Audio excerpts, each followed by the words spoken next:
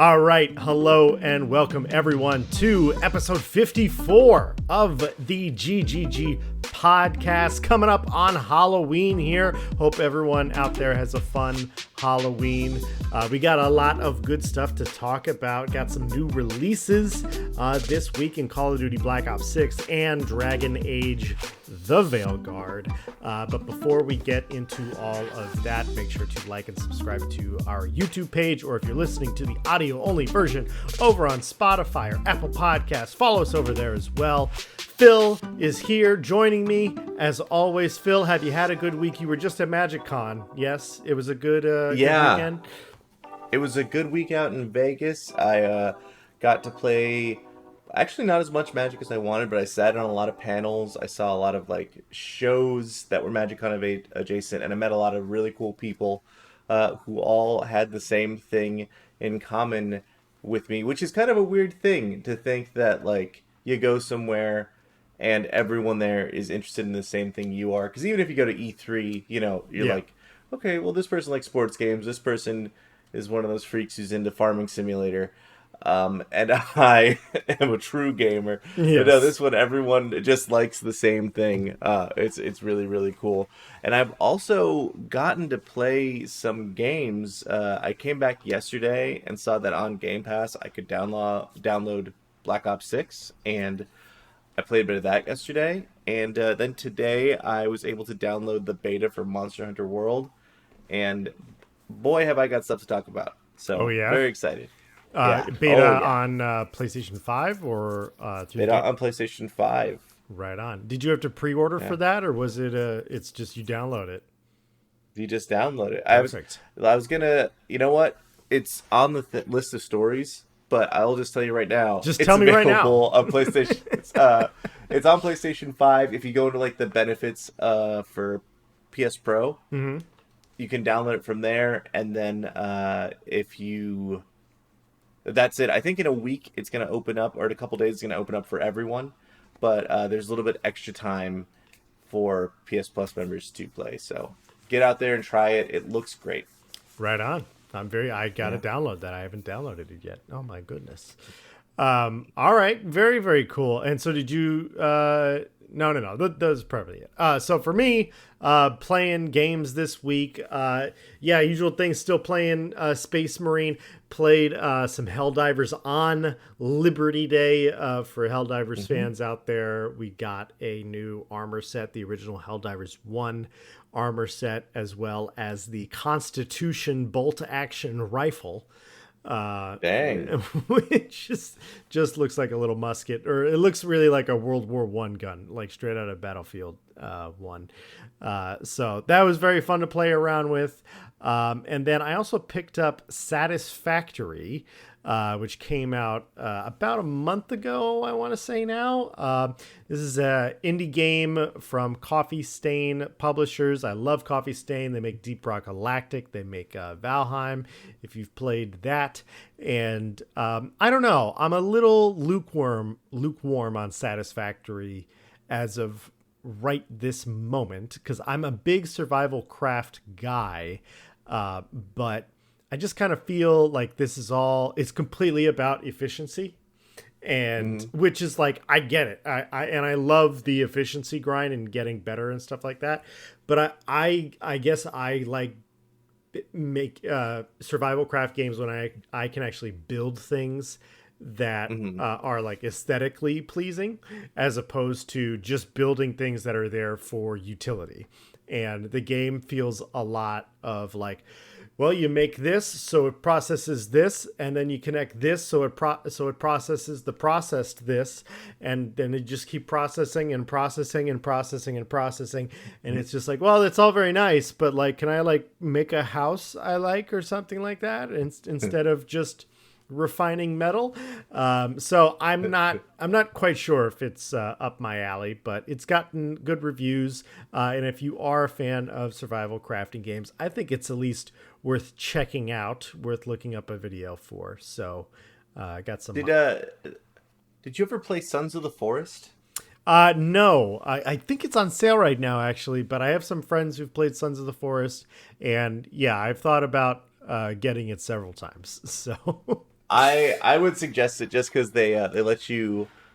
Sorry, this is a weird bit that I'm gonna take a tangent on here, Please. but it's got some great building mechanics where you can actually like split wood to make like flat floor slats or make like ceiling pieces. Mm-hmm. So you can like cut wood in several different ways to build things. So you can make some very aesthetically pleasing little structures, and they also have plenty of use outside of that. But it also feels very like you're placing things not along a very specific grid, but it just makes it all work. Kind of like how Valheim's just Yeah. makes it work pretty well. I've Yeah. seen videos, a lot of gameplay for it. So like I totally get that. I think right now my survival craft brain is waiting for Dune Awakening. Because and I'm still curious about how much building freedom you're going to get in that game, but like that's an aesthetic that I haven't really played around with in a survival craft game, where it's not just Yeah. like everything's made out of wood, and which is awesome, and I love that aesthetic too. But like having a little bit But of it's been done a lot. That one. yes.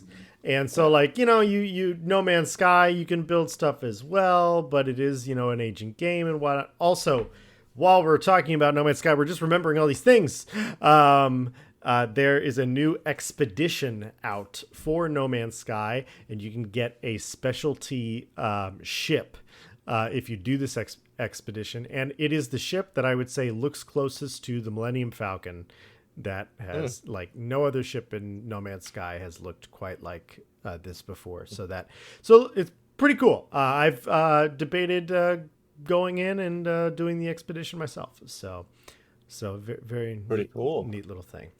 But yeah, let's get into the game releases this week. Phil, you were just talking about Call of Duty Black Ops 6, that you were able to play some of it on Game Pass. Before we get into what everyone's saying with the reviews and everything, what are your first impressions with this game? Well, I'll tell you what, I'm not a huge Call of Duty guy typically, but this one is actually pretty fun. I'm trying to think of like the reasons why. I mean, you start out on a mission where you're getting someone out of a military like set of cars. You're on a military operation. You're running and gunning. You're going prone. You're doing all this fun stuff. Very cool. But then the game immediately after that kind of opens up into you're doing a lot of stealth stuff, or you're doing. I'm on a mission where you're at a political fundraiser for Bill Clinton, and you're trying to like do some sneaky mission. And you Oh, have like a cool camera. Like it's really, really interesting and different than any Call of Duty game I've ever played. Granted, when I started playing it, I was like, you know what?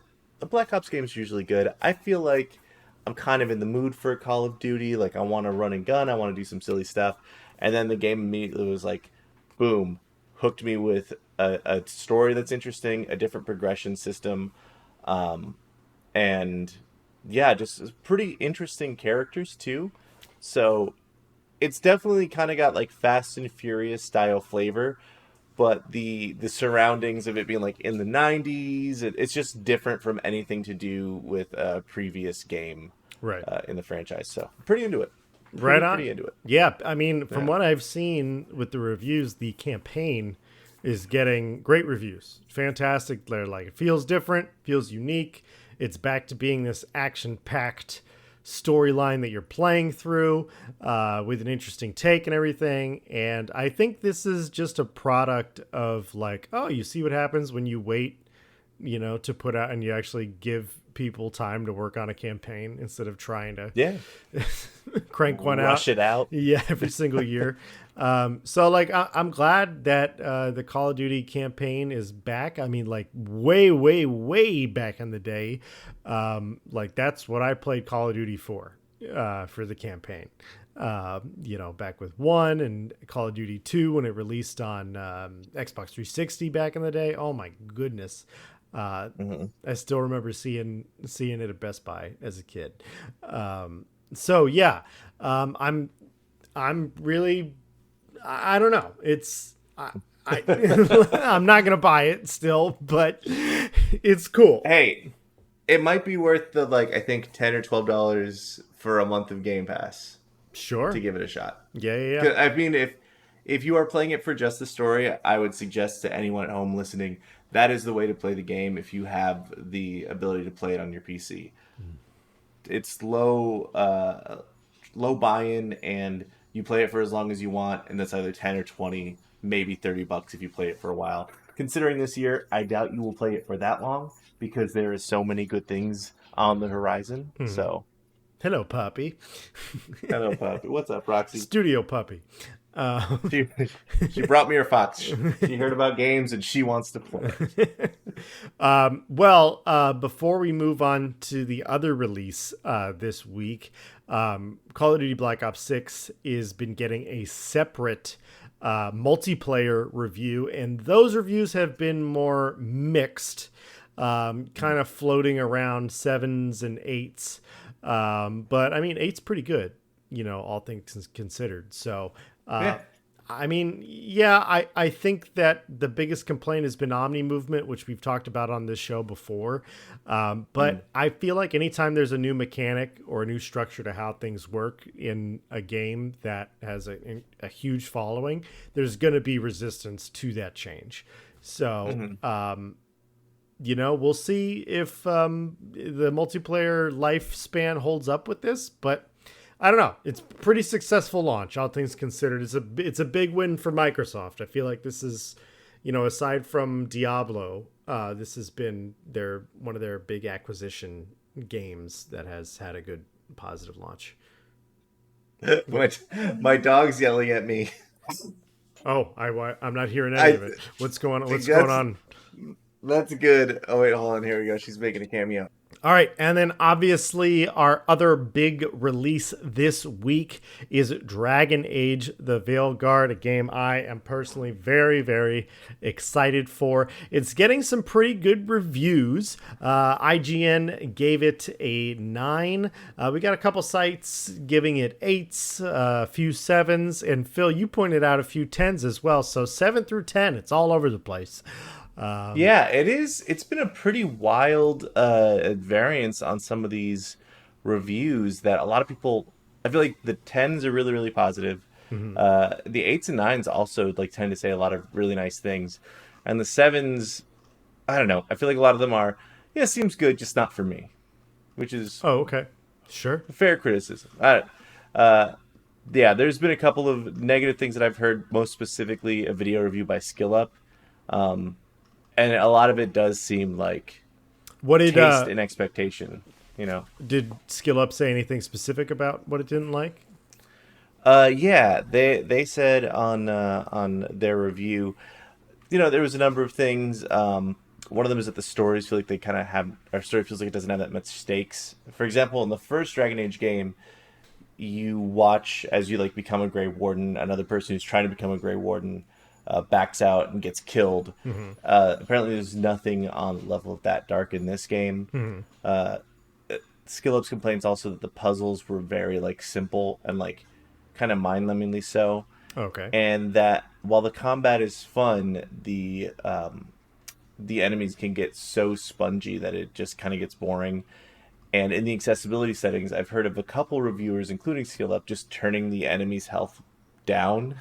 Just so they didn't have to spend as much time in the fight. Sure. Which I think it's a fair option, at least. Yeah. Yeah. You don't want the fights to go as long? There we go. Sure.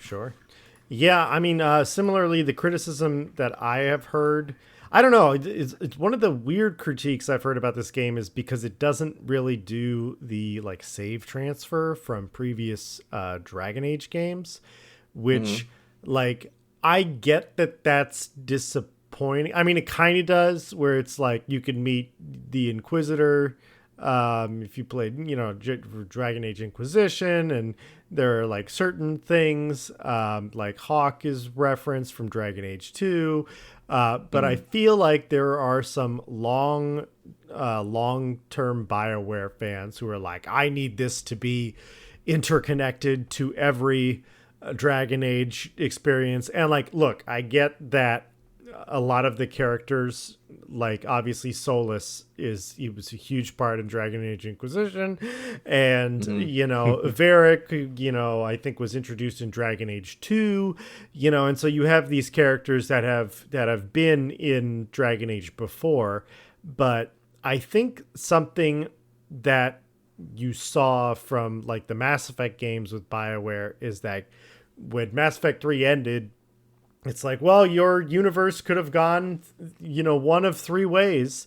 And now we don't know how to make the next Mass Effect because we don't know which ending is canon. And so, yeah, it's true. And so I feel like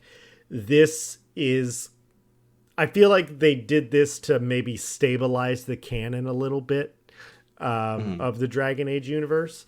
And also, it should be said, like, Dragon Age Inquisition is 10 years old. So, like, if you're, like, that was its own, like, I get there are some characters, but this is 10 years ago, guys. It wasn't like Dragon Age Inquisition 2, here we go. Like, it's a different game. So I feel like most of those games have a really disparate like connection. Like there are some events that happen throughout the stories, but it's not like your choice from 1 mattered in 2 and 2 mattered into 3. Right.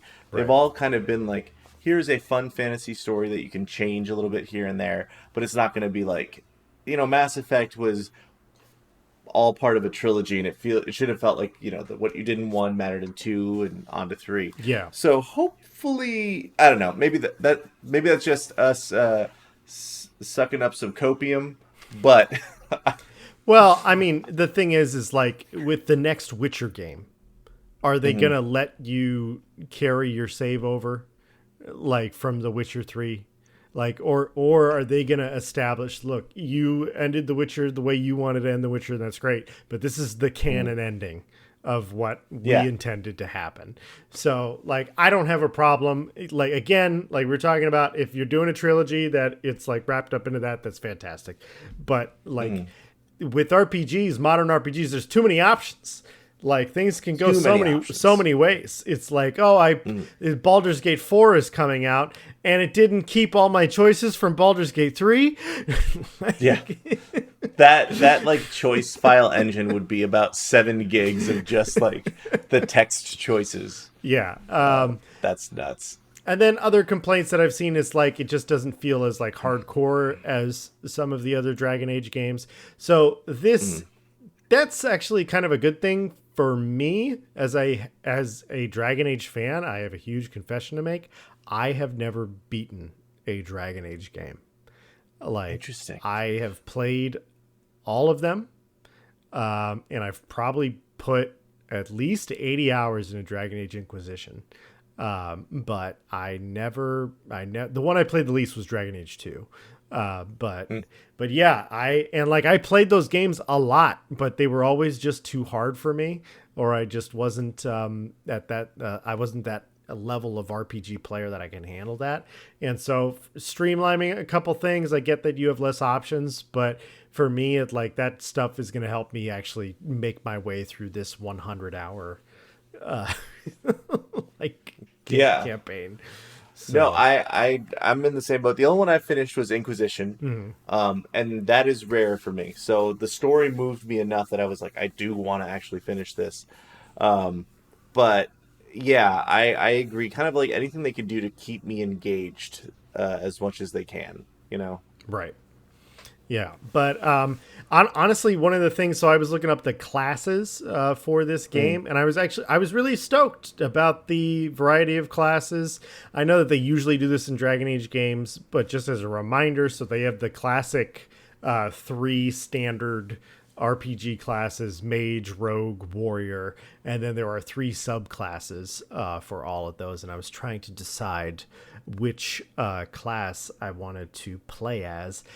As usual, I'll probably play as a mage, but I think I'm gonna go with the melee mage, which is actually pretty exciting. So I'm very curious. That kind of sounds right up my alley. I played a mage in Inquisition, and I felt like that was the most fun because the combat in Inquisition wasn't great.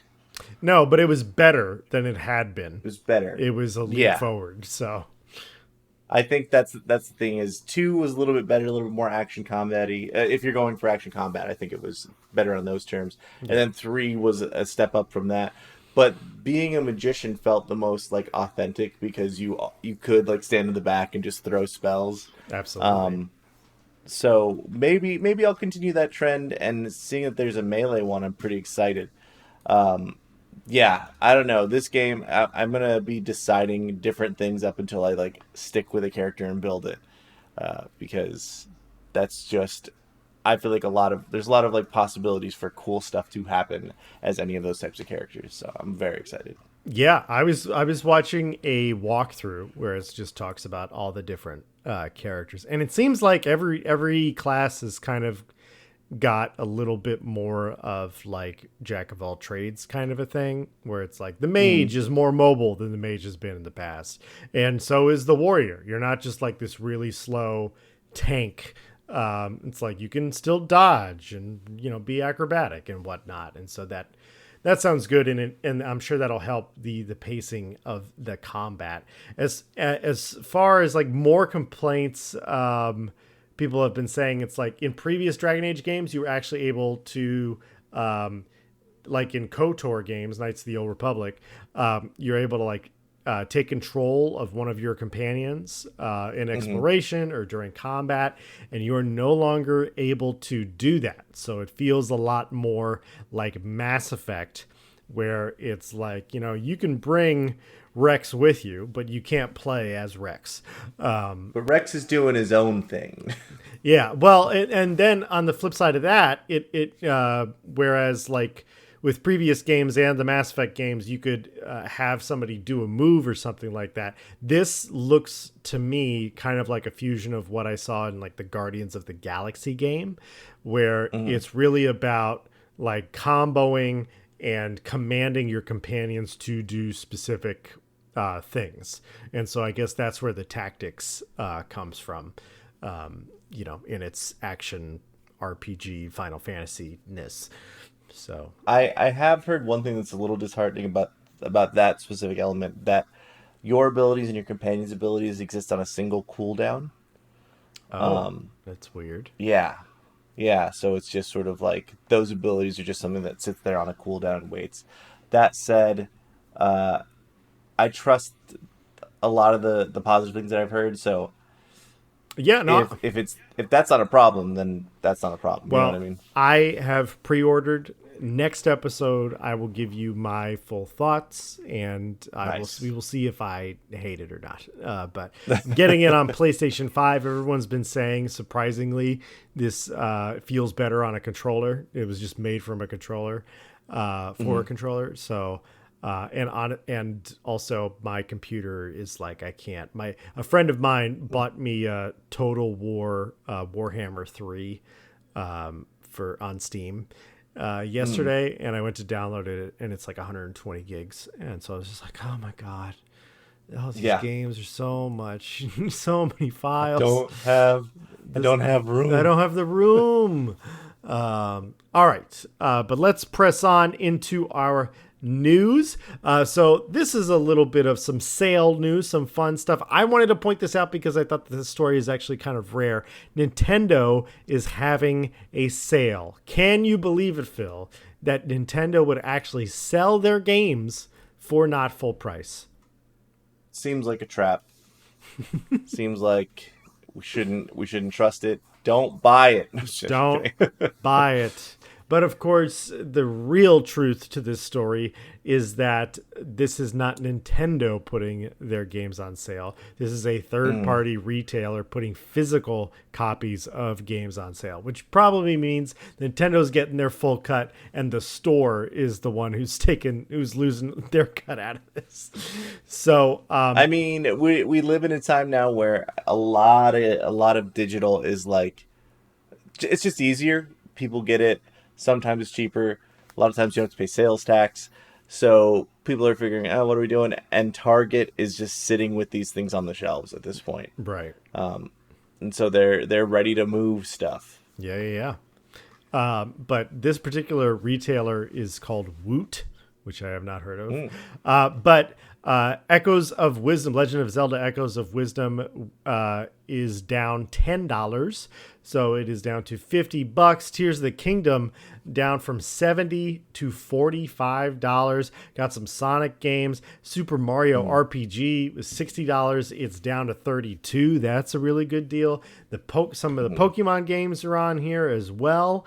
Luigi's Mansion 3 is down from 60 to 40. So just go check out Woot. And if you've been waiting for some Nintendo deals, I think my girlfriend was gonna pick up as Legend of Zelda Echoes of Wisdom, so maybe this is the right place to do that. So, right time to do it, I think. Yes. Any of these games interesting at all to you? Did I see Kirby on there? Kirby would be good.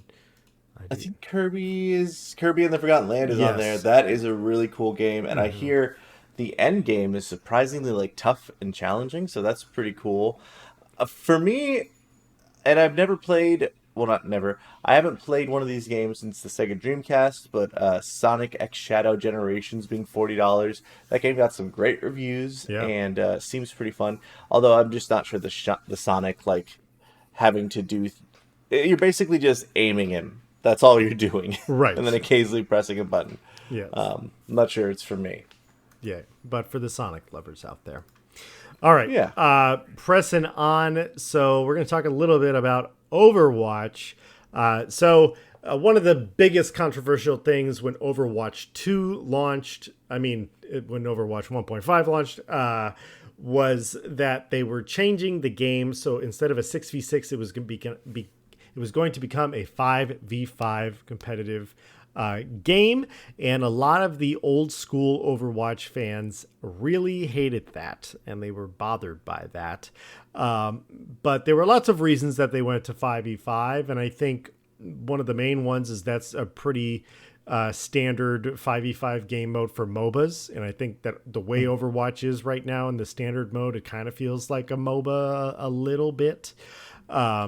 So they are rolling out a 6v6 testing mode in season 4, and this was really peculiar to me, because it's like, do you need to test a mode that was the mode of the original game that was around for many years? Like, why do you need to test a 6v6 mode? So a little confused by this.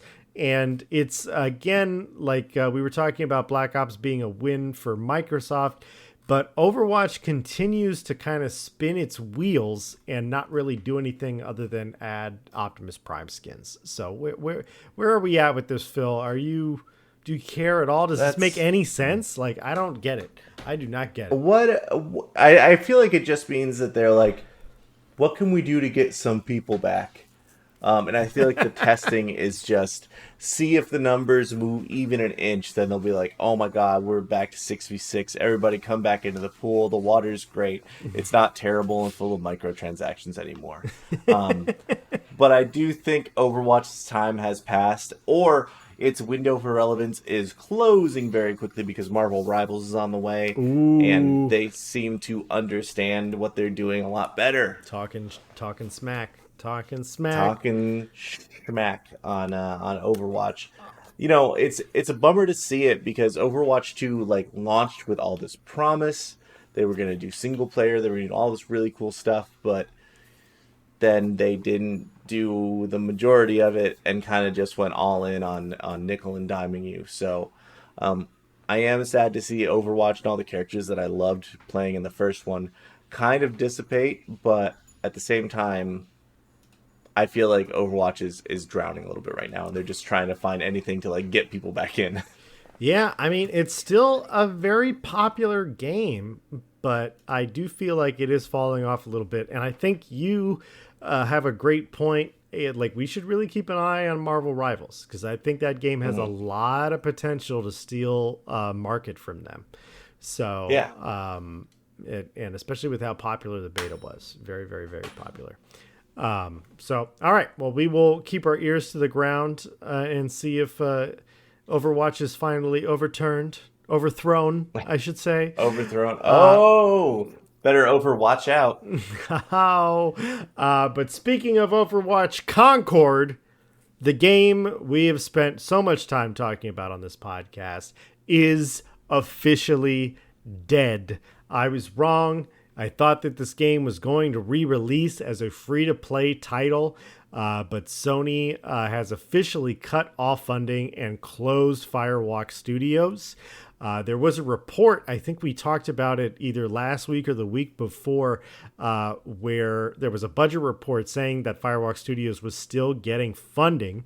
And apparently that report was true. They just officially pulled the plug this week, I believe yesterday.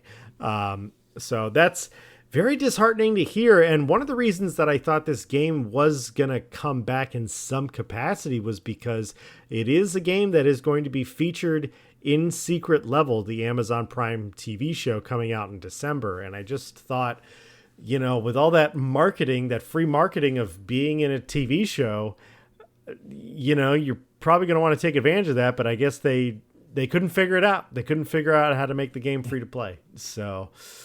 Well, yeah, I that is funny because that is the immediate thing that I saw on Reddit. The first comment on this story was, I have a question. What the hell is going on with Secret Lair then? Like, what are we doing? Does that mean that this is just going to be like lost content? Like this, a lot of people will never know what Concord ever was, which I guess is fair to say about most video games. But I think like within 2 or 3 years, you'll say Concord, and it will be legitimately hard to get people to remember this game, which is a shame because it was actually a very good game. Right. It's always a bummer to see a studio close, and it's always a bummer to, you know, they had all that work done. Why not just release it as something like even a semi-predatory free-to-play game, whatever. It would be just cool to see Concord live on as a game that we could all just play, even if it's like I was gonna say, even if it's not making money. No, it has to make money. It has to make money.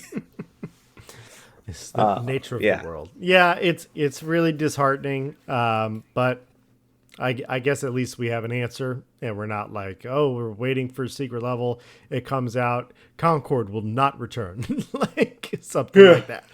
So maybe the Secret Level episode, they all like explode in a ship at the end of it, and it's the credits just roll, and it's like this game doesn't exist.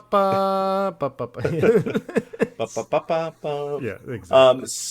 Speaking of explosive games and sequels and dead games, Mass Effect 5 won't use the same sort of stylized graphics from Veilguard.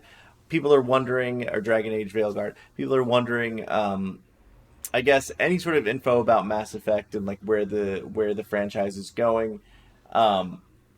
So BioWare put this out, and it is interesting because it does seem like the first Dragon Age game and the first Mass Effect games were definitely built in a sort of similar sense, like they were similarly built RPGs. Graphically, they were both going for like photorealism, although Mass Effect looked really, really good for the time.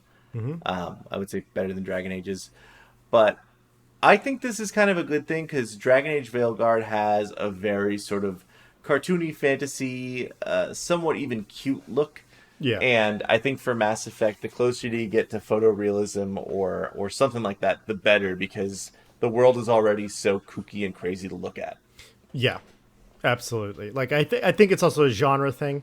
Like sci-fi, you want to look more realistic because that's, you know, fantasy, there's less justification for things. It's just kind of there is magic. We're not going to tell you how it works. It just magics. And so sci-fi, it's like you have to look for that justification, and you want that fancy, crisp, spacey, futuristic aesthetic. And so I know some people are turned off by Dragon Age Veilguard's like more like cartoony kind of like Vox Machina style of fantasy RPG or fantasy D&D or whatever. But I think it fits, and honestly, like if it gives the game its really unique aesthetic. I never thought that the next Mass Effect is gonna look like the graphics in this game. So I never equated it with that, and you know, for one of my favorite games of all time is Knights of the Old Republic, and it's just good to see that the two franchises that were born out of Knights of the Old Republic, being Mass Effect and Dragon Age, are still continuing on, and that they are different games, but they still have similar things, and I don't know. Yeah. So, very cool. I'm excited to see Mass Effect 5. I don't know what the hell they're going to do with it. Like we were talking about with the canon ending. Are they going to decide that? They probably are going to have to. So, what were you going to say? I was going to say, man, imagine if we were playing in just a short couple of days Knights of the Old Republic 3. Just a different Star Wars Knights of the Old Republic story with these graphics, with this gameplay. Oh. Holy moly, I would be in heaven. And we got Star Wars Outlaws. Damn it. Did you hear crickets? I heard crickets. I heard my heart break. Howard, while I'm bringing that up, real quick, sorry, little sidetrack, but where are you with that game? Did you beat it or did you play? I know you. No, I played for 6 hours. No, I played for 4 hours, and I was like, I don't think this is gonna get much better. I don't I've heard the ending is really, really good. Okay. The last chapter where everybody's together is really, really good. But there was just too many bad stealth elements to that game. Right. And too much, I don't know. It was sadly uninspired by the time I got to the end. And it was there are elements of it that I loved. Being in cities, great. Riding around your speeder, great. Your little pet, amazing.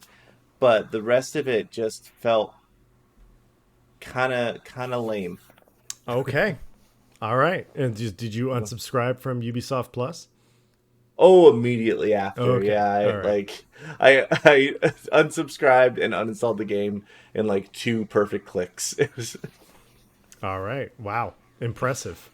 Okay. All right. Well, let's press on. So, Indiana Jones: The Great Circle previews are coming out for this game, and I don't know whether to believe gaming sites or not about it, to be honest. I'm hearing mostly positive things about Indiana Jones: The Great Circle, but there is a common through line that I am seeing in all of the articles that I read, which is I'm the reporter at this website who loves Indiana Jones. And so there's all this Indiana Jones stuff in there for me. And so me is not being a big Indiana Jones fan. I haven't seen all the movies even. I don't, does that make it a good game? Because a lot of people are not talking about the gameplay, or they're talking about how the stealth sections are where the game excels. And I was like, okay, but what are the stealth sections? What are you actually doing in them? Is this classic Bethesda where you crouch and you move and that's what you do? Or I don't know. So it also, I was nervous about the first person hand-to-hand combat a little bit, and them saying that those sections are a little bit weaker is not, I don't know. That doesn't bode well for me. So I don't know. What do you think, Phil? Do you think that Indiana Jones: The Great Circle actually has things? Is it a good game? Is Indiana Jones: The Great Circle a good game if it wasn't an Indiana Jones game? If it was just is the same game but not indie? I do think it could be a good game, but it would be from an indie developer. No pun intended. But I do think that this type of game with a more story focused element to it that is not monetized and it is just about a character going on this great adventure would not be made sort of by a big company if it wasn't for the IP attached. So would it be good? Maybe. Would anyone ever play it? The numbers would be pretty low, I think. Just because I feel there's a lot of games like this out there now. For example, if you wanted a good Indiana Jones action experience that wasn't Indiana Jones, go play Uncharted. It's a better time, probably. What? You can swing on a rope. But I do think that, I don't know, seeing all the hand-to-hand in the trailer maybe be like, oh, this doesn't look like it feels good. It rarely does feel good. From people are comparing it to Dishonored, Mm, where it's like the way you should play it is stealthily, and mhm. you can play it, but it feels like playing Dishonored without your abilities, when you're not, stealthy. And so it's just like, Mm. well, then is it really Dishonored then? Like, what is Yeah. Dishonored without your abilities? Like, so I don't know. I'm It's like playing a Mirror's Edge except without parkour. So what is it then? okay. Death Stranding without walking. Yeah. So, all right. Well, we're just gonna have to wait and see on that one. It just it is always peculiar when you see these similar trends on multiple different websites. So, all right. Last but not least, the Oregon Trail, the game from way, way, way, way long time ago. If you don't know what we're talking about, it's because you are a young, amazing person and You're you do young not. and vibrant, still full of life. Yes, full of life and possibility. And but the Apple wants to make an Oregon Trail movie in a similar vein as Barbie, where there are musical numbers and it's a comedy. And I don't know about this one. Like a beloved video game, I would say everyone in our generation, millennials especially, played this game when they were young. But Mhm. does this make for a good musical comedy, Phil? Just I can't even conceptualize this. Yeah. Yeah, I think this could be great. An Oregon Trail game sounds, or Oregon Trail, the game, the movie, seems like it'd be really fun because you could do a lot of stuff. Just there's so many random funny moments that happen in that game that are not intentional that I think writers are gonna have an easy time just pointing out things that are funny, Hmm. or dying of dysentery, or Right. accidentally eating all the buffalo population. Um, there's some really fun stuff in there. And I think as a musical, I mean, I don't know, I kind of have a soft spot for musical comedies, so color me there. All right. Well, it's probably going to be coming to Apple TV. So if you got Apple TV, maybe next year, by the end of next year, we'll be seeing it. Or maybe It'll come out 2026. this just around season 4 of Ted Lasso. Oh, Um, God, I don't want to talk about that. Oh, my God. Just leave it alone. Leave it alone. yeah, Uh, season 3 was a pretty definitive though weird end, but whatever. Yeah. All right. We already talked about Monster Hunter Wilds, the open beta. So we're going to skip right over that and get into our main topic this week. So, as we mentioned at the beginning of the podcast, this is Halloween week. And so we're going to take a little time to talk about our favorite spooky franchises in video games, one of which I will be playing on Halloween, and I'm actually very excited about. So, do you want to go first or second, Phil? How are you feeling? Why don't you take the lead on this one? Oh, I'll go second. okay. So my favorite scary game is kind of an unpopular mainstream choice, and so you pour the hate on if you need to.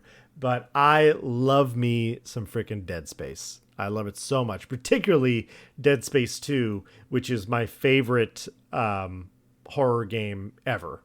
Um, Mm. and Dead Space 1 was also great. I'm going to be playing the remake on Halloween with my girlfriend, so that should be pretty fun.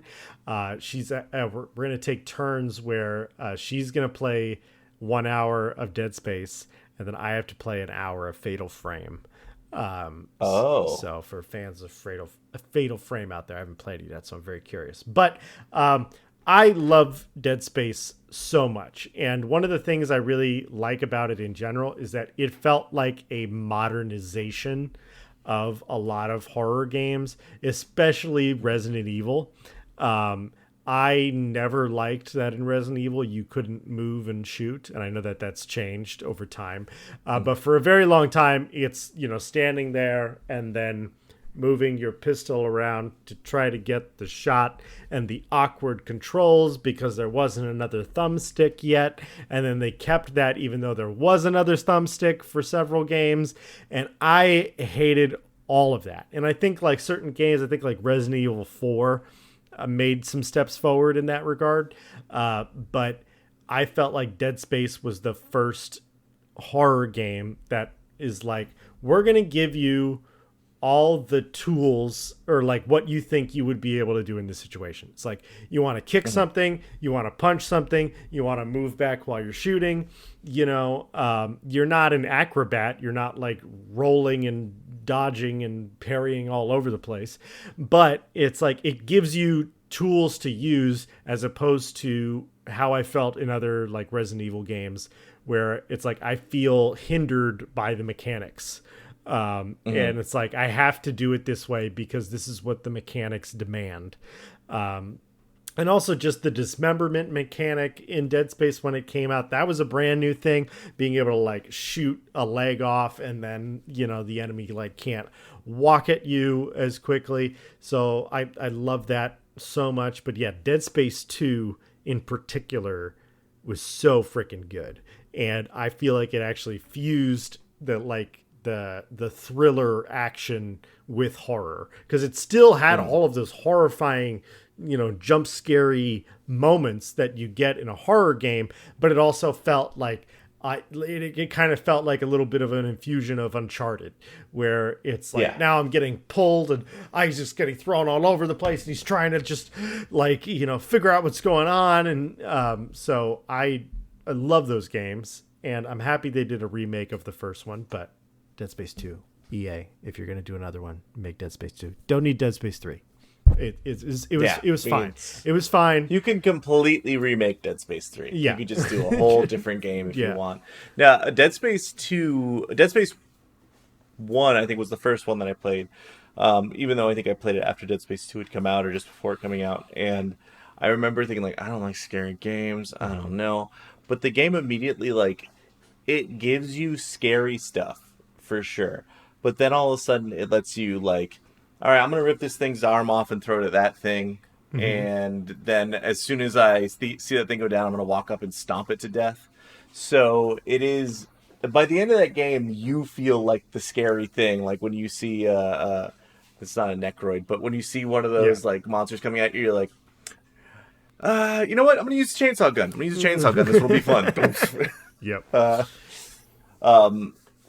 My favorite series, and it's rough to say favorite series because I am pretty much basing this off of specifically Resident Evil 4. Excellent game. The remake came out, and I think they made the game better in every way that it could be. But after that, I did play Resident Evil 5. I've played some Resident Evil 7. I haven't gotten to 8 yet because the first person like takes me out of a little bit. But I remember the first time that I played Resident Evil 2. I played Resident Evil 1 on the Sega Saturn. And I was way too young. And you walk into a room where there's a zombie feasting on somebody. And he turns to look at you. And even with those busted, janky-looking graphics, those polygons, it scared me so much that I stopped playing. Well, I didn't stop playing there. I do remember... I got to a zombie and I shot it 6 times and it fell down. I was like, that was all my bullets, but you know what? I got the zombie. And then he got back up and I was like, well, not playing this anymore. But then moving down the road to Resident Evil 4, you play as this guy who is also like kind of a badass. Like he's doing his thing. You're saving the president's daughter. It is more an action movie parading as a video game, parading as a horror video game. Yeah. There are still terrifying things. There's a giant guy with an axe you have to avoid. Like there is a lot of keeping you on your toes and suspense in that game. But holy moly, does that game just take you for a ride. The story in those games is also incomprehensible. I think Dead Space has it like a benefit here where you kind of know what's going on. It's like this evil space cult and this like weird ancient demon virus that turns people into stuff. That all makes sense. But Resident Evil, it's like this evil corporation is, using these worms inside of people's heads. I know it was zombies in the last game. This one, it's head worms that turn them into like flailing octopuses of death if you shoot their heads off sometimes. And for some reason, they've captured the president's daughter. So, yeah, it's a very like wild and silly series, and that's why I think it makes it a little bit less scary for me, because there are very terrifying moments where there's like creatures in the vents that you have to try to outsmart and run away from. But there's also very silly moments when you shoot off someone's head and then all of a sudden like these large tentacles come out and they're just flailing around and you have to shoot it in the body. But you know, I want to make an argument here that I think one of the scariest like types of games, or the games that have scared me the most, have been the original like Dark Demon Souls and Bloodborne. Sure. Bloodborne itself is a scary game, but in all of those games you actually can experience loss in a way that you can't in most video games. Like, you know, we all got upset by really terrible load times, and I feel like that was kind of a scary thing before. Like, oh, I don't want to die. The death animation is cool to watch, but then I have to load for like another minute and a half. Then I have to walk all the way back here. So the consequences are scary. The consequences are scary. Yeah. But when you play Demon Souls or Dark Souls or Bloodborne, what's scary is you're like, all right, well, I'm going to go a little bit further. But if something jumps out and two-shots me, I've just lost hours of progress. Yeah. And it's not like I have to go grind to get that back, you know? Right. And I think that has led to some of my most like tense moments in games of like, well, all right, I've got rations, but do I want to walk down that way because it looks terrifying, and if I do, I will really lose something. Yeah, I think that's a great argument for a scary game. So consequences are huge. It's like all this scariness in Dead Space. Like, yeah, but you got a checkpoint. You may not have a lot of health with that checkpoint, but you got a checkpoint. But you have a checkpoint.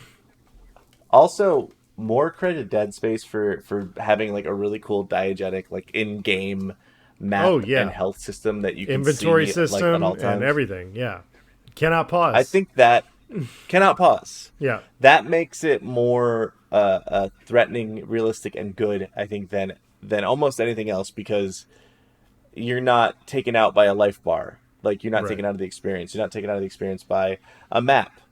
It's all there, built in. Yeah.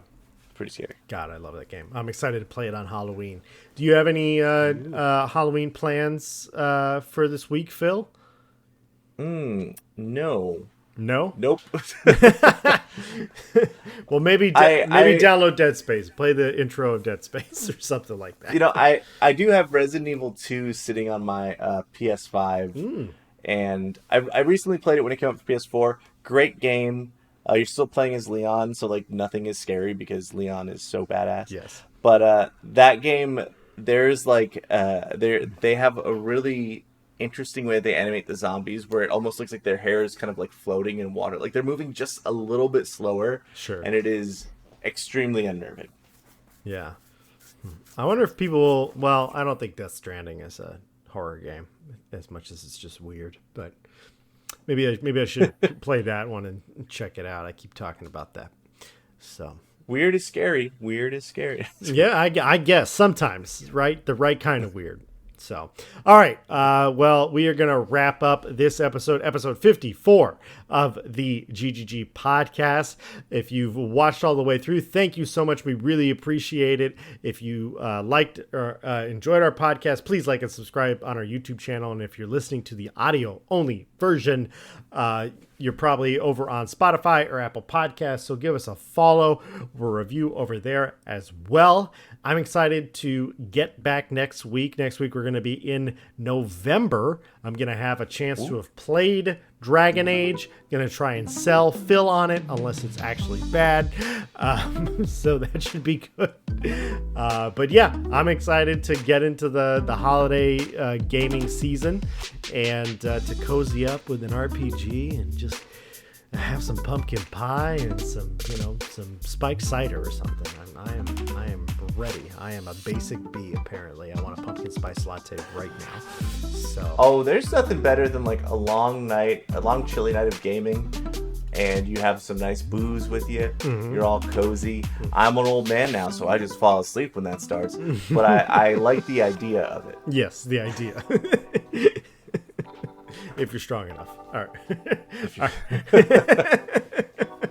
All right. Goodbye, everybody. We will see you next week. Peace.